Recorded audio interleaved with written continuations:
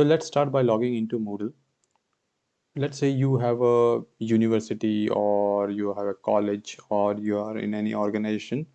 Depending on the institution, you will get access for your learning management or your Moodle. In this case, we have prepared a demo university page from where you can access your Moodle account.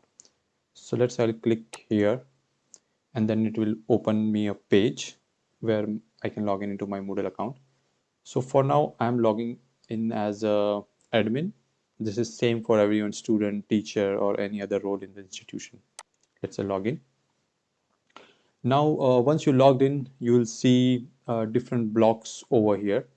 Depending on your page, how your administrator have, uh, you know, uh, customized it. Depending on that, you will see the page. But on a basic Moodle page, you will see a navigation block, a recent access item block, your timeline, your calendar, your profile from where you can change your details, etc., your dashboard, your course where you are enrolled. In my courses, basically you will see where you are enrolled. So my courses will give you a course overview where you are enrolled.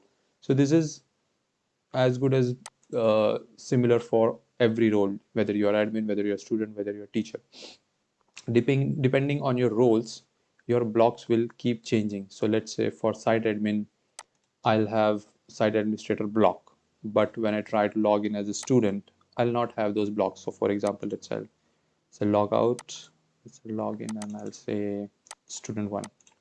Now I'll log in as a student, and you see I don't have the site admin block, but all other things just remain the same.